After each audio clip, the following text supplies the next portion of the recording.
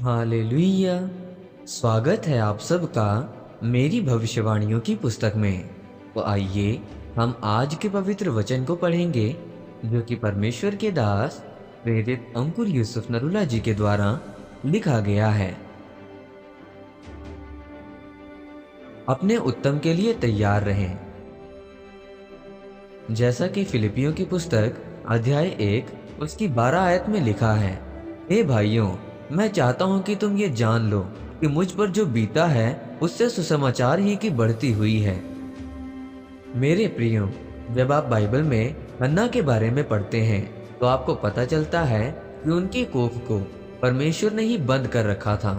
ऐसा इसलिए हुआ क्योंकि परमेश्वर का समय उत्तम समय है।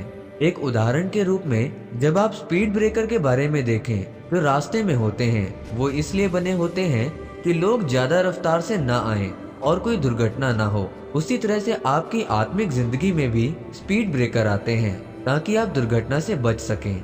याद रखें, जब आपके जीवन में आत्मिक स्पीड ब्रेकर आए तो निराश ना हो, क्योंकि परमेश्वर आपको किसी बुरी दुर्घटना से बचाकर रखना चाहता है।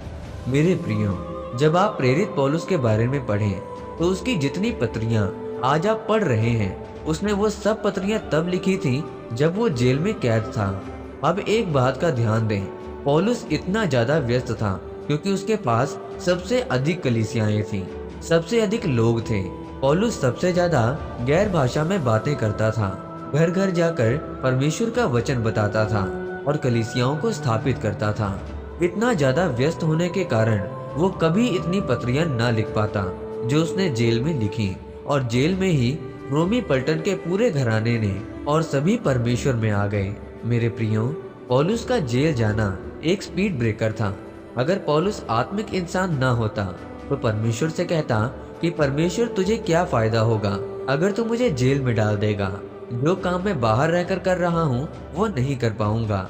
लेकिन परमेश्वर एक बात जानते थे कि पौलुस जितना भी काम जेल के बाहर कर ले, पर जो पत्रियां उसके द्वारा जेल में लिखी जाएंगी वो पढ़कर आज के समय में हर एक जन आशीष पाएगा।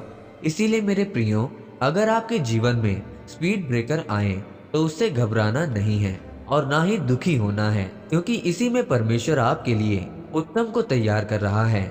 याद रखें, परमेश्वर जानते हैं कि कब और कहां आपके जीवन को मोड़ना है, लेकिन आपको उसके लिए मूल्य अदा करना पड़ेगा ताकि परमेश्वर आपके उत्तम को आपके अंदर से निकाल सके।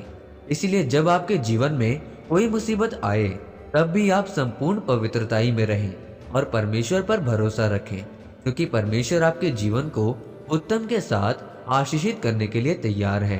आमीन।